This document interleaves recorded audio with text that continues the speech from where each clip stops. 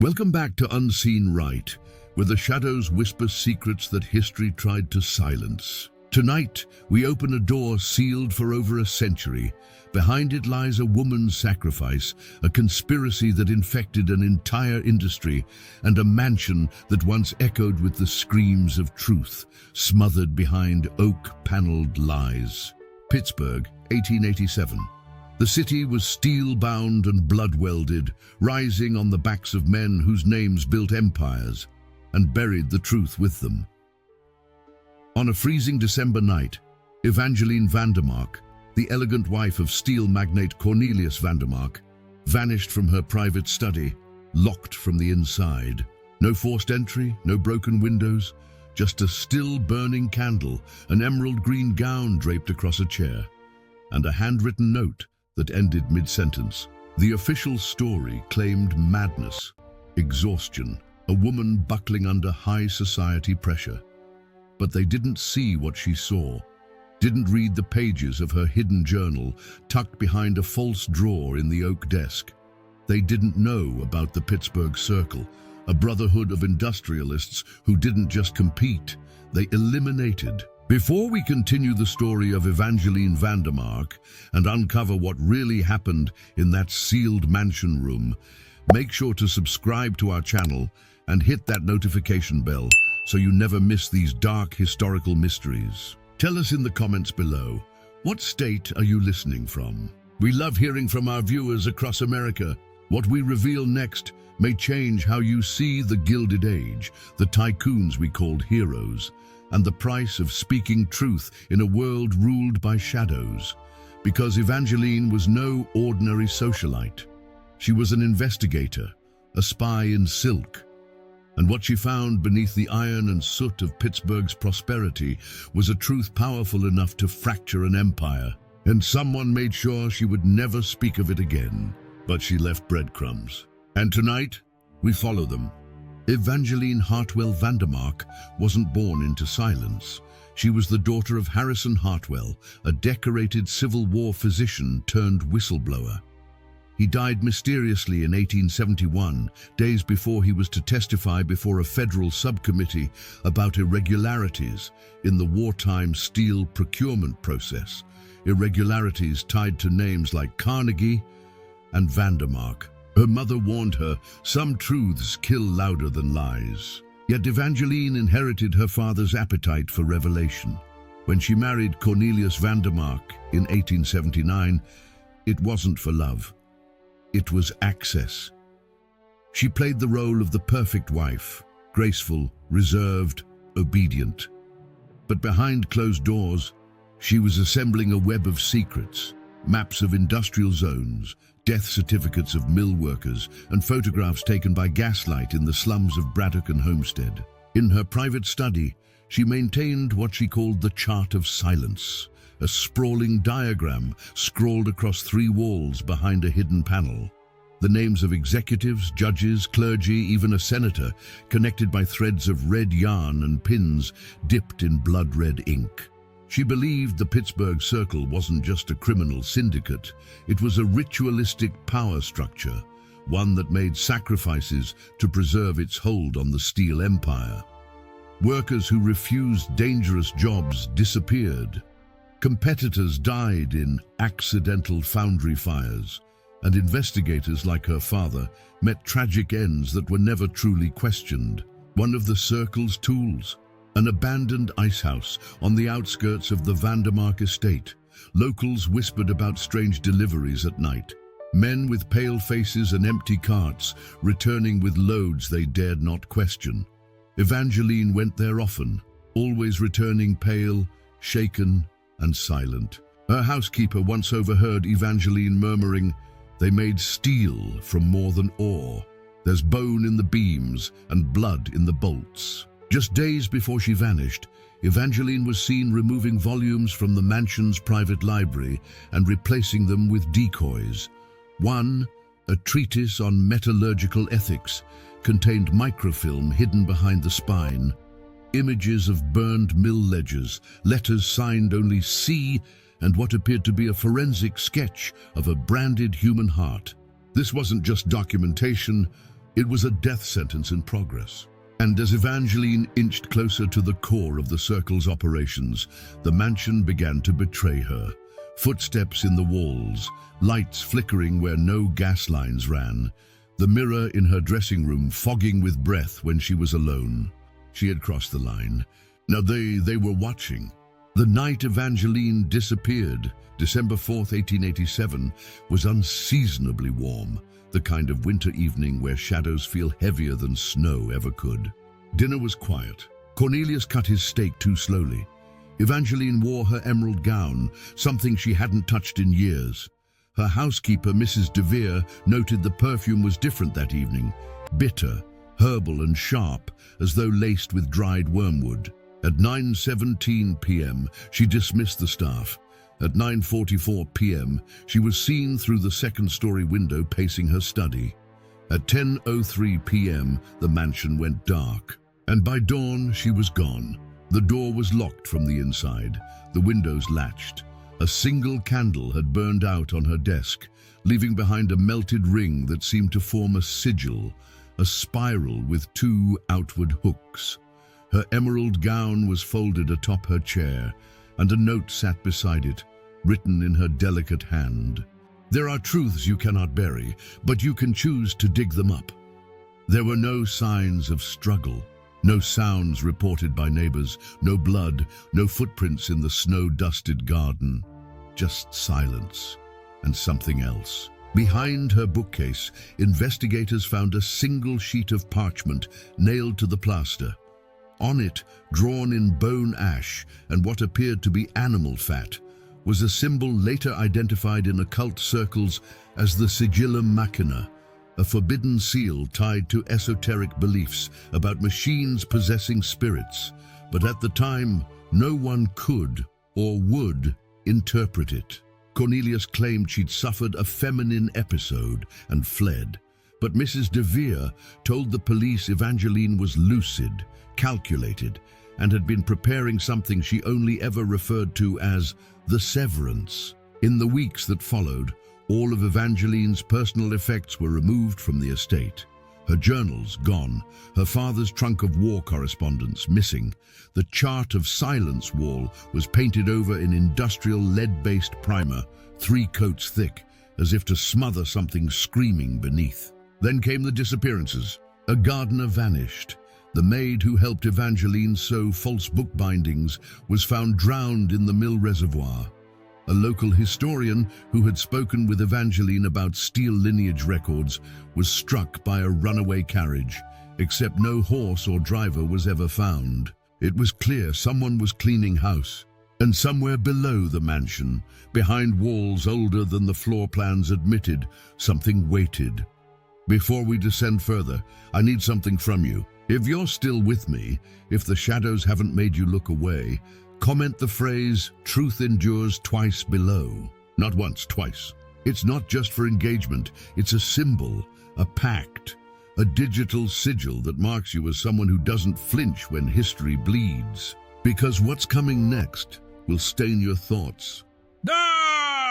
2 weeks after Evangeline's disappearance, Detective Samuel Crawford arrived at the estate. A former Pinkerton, he'd been privately hired by a distant Hartwell cousin, Evangeline's mother's side.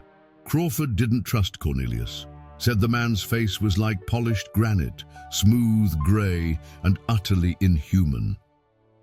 Within hours of entering the estate, Crawford located a hidden crawl space behind the pantry. Inside, he found what the official report merely described as disassembled tools of restraint. But his private notes were more vivid. Leather bindings, brass clamps, tubes marked for saline extraction, not for pleasure, not even for pain. These were for control. Beneath the floorboards, he uncovered scraps of Evangeline's coded journal, lines filled with alchemical references, metallurgy experiments, and names. Too many names. Men who died in accidents, women who vanished after whistleblowing at the mills. There was a pattern, one Evangeline had started to map. She'd called it the Pittsburgh Circle, an unholy alliance of industrialists, physicians, and clergy, people in positions of trust, of silence. Their goal? to direct the course of human advancement, not through innovation, but through selective sabotage. One entry chilled Crawford to his bones. Steel remembers. It absorbs intent, and if you hum to it in the right frequency, it hums back. Cornelius confronted Crawford 3 days later, offering him $20,000 to burn the notes and take a train east. Instead, Crawford mailed them to a contact in Chicago, a fellow investigator named Flanagan. 2 days later, Crawford was found dead in his quarters. Official cause, heart failure. Unofficially, his lips were sewn shut with piano wire. The coroner vanished a week later. The body was never examined again. And just like that, the Pittsburgh Police Department closed the case. But Flanagan didn't stop. He went underground, gathering whispers, blueprints, and testimonies smuggled through churches and opera houses.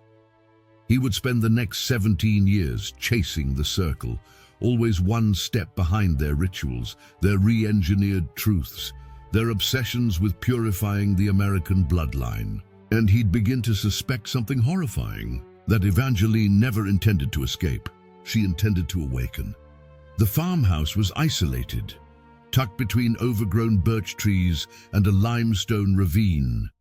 Evangelene had purchased it under an alias, Clara Selwyn, a name tied to a 17th century alchemist once burned for treason against the crown.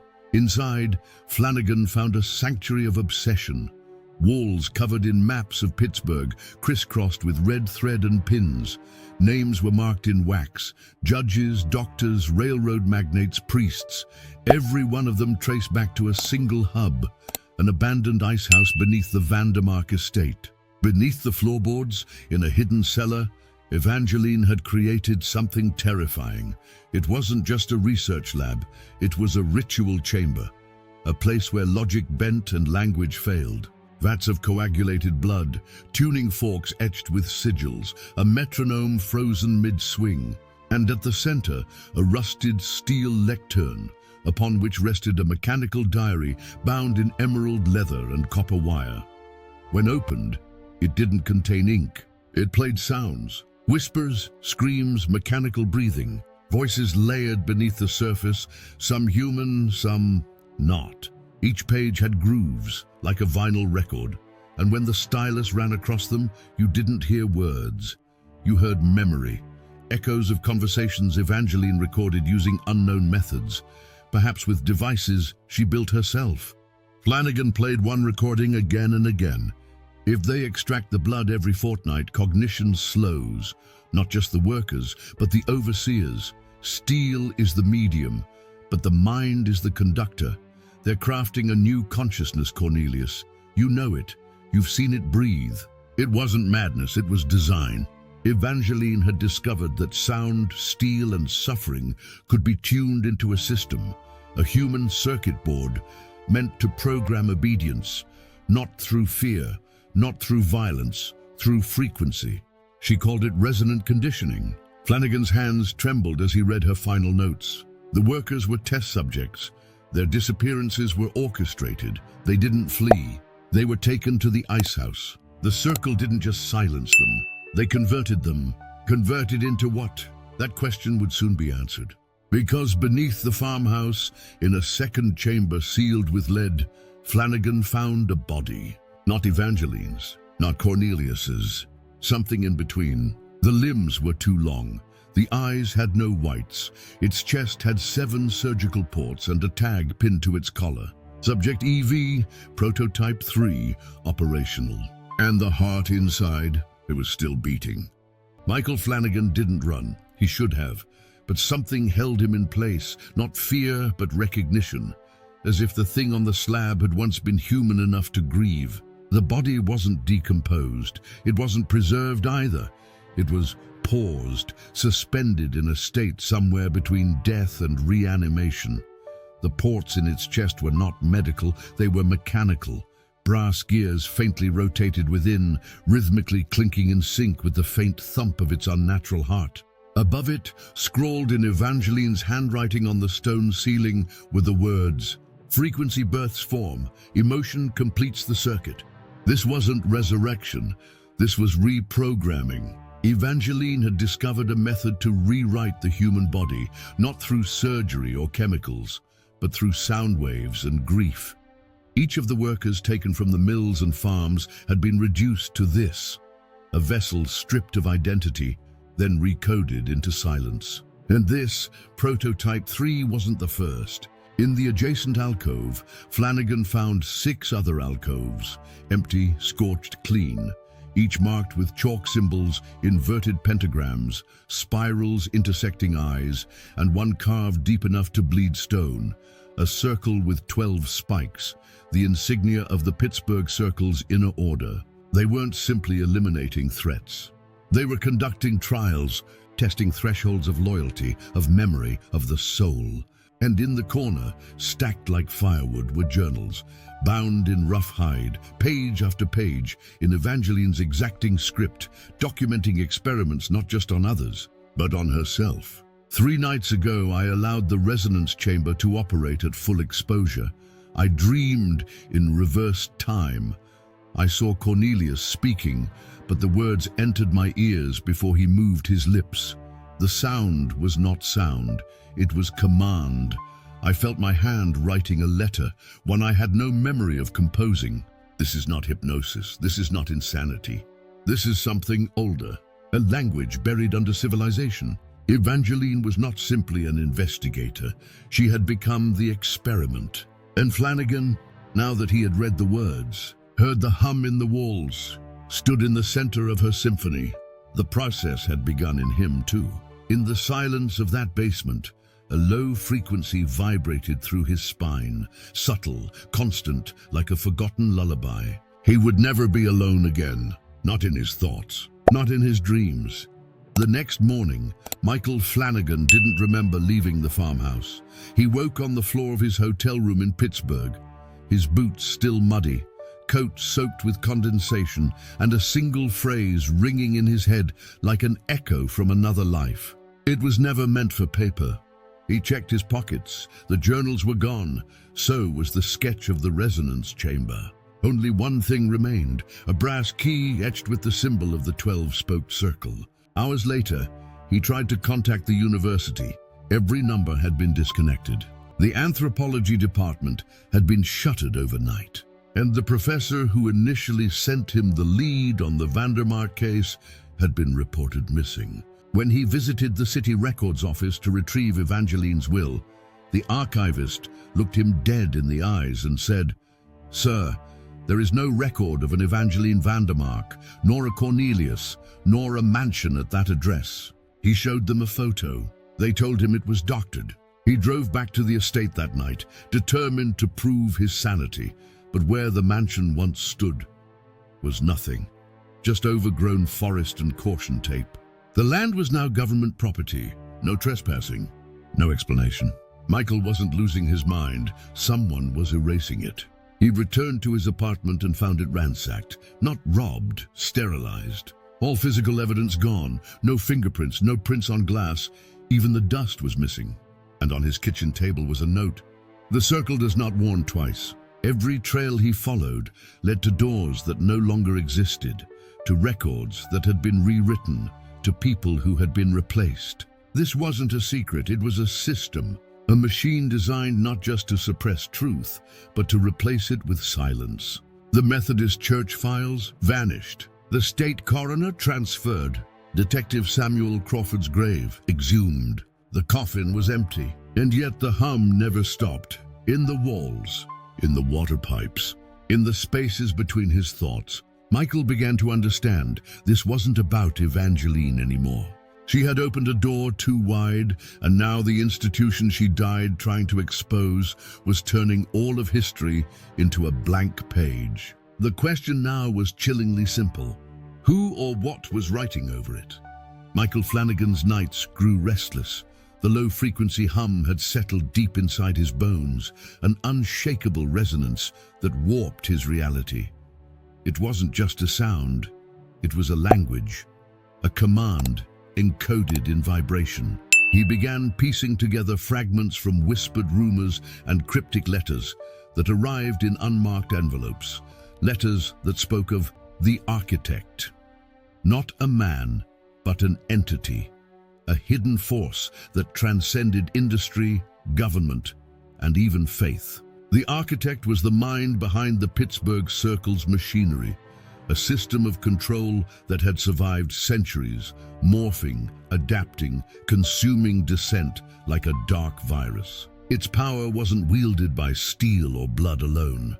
It was woven into the very fabric of the city, in the rails, the factories, even the air that whispered through forgotten tunnels beneath Pittsburgh's streets. And Evangelene, she hadn't just uncovered the architect, she had touched its nerve. Flanagan found an obscure reference in a 19th century occult manuscript buried deep in the university's burned archives. It described a ritual known only as the Great Dissonance, a process meant to sever human will from flesh, making bodies conduits for the entity's purpose. He recalled Evangelene's final note about the severance. It was no metaphor. It was the act of disconnecting the mind from its own history, replacing it with the hum of the architect's design. But the architect was no ghost. It was alive in the hum, alive in the steel, alive in the silence. The question was no longer how to expose it. It was how to survive it, because the architect did not tolerate interruption, and the echoes of Evangelene's sacrifice were about to reach a new crescendo. Flanagan realized he was running out of time. Outside, the city pulsed with the steady rhythm of unseen engines. And somewhere, deep beneath the earth, the architect listened. Michael Flanagan's world began to unravel in slow, suffocating waves. Every shadow seemed to flicker with secret movement. Every stranger's glance felt like a cipher. The hum in his bones wasn't just sound anymore. It was a presence, an inescapable pulse that tethered him to the invisible machine behind the conspiracy. Sleep became a battleground. His dreams fractured into endless corridors of steel and whispering voices, repeating fragments of Evangelene's journals. Words like resonant conditioning, the severance, and prototype 3 burned into his mind. In the waking hours, his reflection seemed to warp, the edges of his face blurring as if the hum was rewriting him from the inside. He found himself drawn back to the city's underground tunnels, places where the Pittsburgh Circle had held meetings centuries ago, vaulted chambers where echoes clung to cold stone like memories trapped in iron. There, etched into the walls, were symbols matching those from the resonance chamber, spirals, eyes, and 12-spoked circles carved by hands that had long since turned to dust. Flanagan's investigation became obsession. Friends and allies drifted away, scared of the dark cloud that followed him. Letters went unanswered. Phones stopped ringing. One night, in a burst of desperation, he recorded the hum in a small device salvaged from the abandoned farmhouse. When played back, the sound warped and twisted, carrying a hidden code, a pattern of pulses resembling Morse, but far older and more complex. Decoding it consumed him for days. The message was clear: join us, resonate, or be erased. Flanagan realized the architect wasn't just controlling bodies, it was recruiting minds. And his own resistance was crumbling. But in the deepest part of his soul, a spark remained, a faint, defiant echo of Evangelene's spirit. He was no longer sure if the fight was for survival or salvation. Flanagan's investigation led him back to the ruins of the Vandermark estate, now a shadow of its former self, swallowed by forest and silence. But beneath the twisted roots and cracked earth, he found the old icehouse entrance, concealed behind a rusted iron grate. Heart-pounding, he descended into the darkness. The air was thick with the scent of rust and something colder, something almost alive. Inside, the chamber pulsed with faint blue light emanating from strange crystalline structures embedded in the walls, remnants of Evangelene's experiments. In the center, an altar of steel and glass stood, humming with energy. Flanagan's breath caught as he saw it. A cluster of grotesque forms, bodies twisted and fused with metal, faces frozen in silent screams. And at the heart of it all, a mechanical core beating in time with the hum that had haunted him. Suddenly, a voice echoed through the chamber, soft, cold, and unmistakably familiar. Welcome, Michael. He spun around. From the shadows stepped a figure, tall, draped in a cloak of shadows, face hidden beneath a wide-brimmed hat. It's time to complete the severance, the figure said. Flanagan recognized the voice. It was Evangelene, but not as he remembered her. Her eyes glowed faintly unnatural. She smiled, a haunting, sorrowful smile. I crossed the threshold. I became the bridge between flesh and machine, between memory and silence. You think you can fight this? The architect is eternal. It survives because it adapts, it consumes. Flanagan's resolve wavered, but before he could answer, the chamber trembled. The mechanical core pulsed faster, the hum rising into a deafening roar. The floor beneath him began to shift. The architect was awakening, and Michael was trapped in its heart.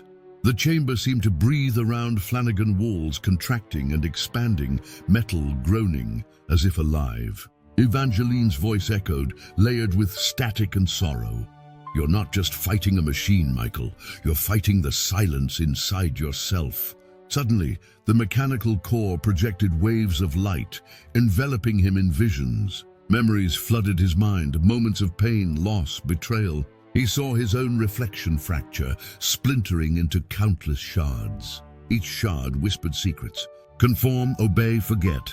A cold hand gripped his heart, but it wasn't physical. It was the weight of inevitability. The architect's resonance pulsed, threatening to erase his identity. But within the chaos, Flanagan found a thread, a fragment of Evangeline's last message hidden in the code. Sound is resistance. Summoning his remaining strength, he hummed a low note, a counter-frequency. The chamber shuddered. The mechanical groans faltered. The hum wavered, faltered, cracked. Flanagan realized the secret. The architect was powered not just by silence, but by fear, and fear could be unmade. Drawing breath, he stepped forward, breaking the rhythm, breaking the pattern. The mechanical core sparked violently. The chamber flooded with blinding light, and then silence. When the light faded, Michael Flanagan was alone. The chamber lay in ruins, shattered crystals, twisted steel, and silence deeper than any night.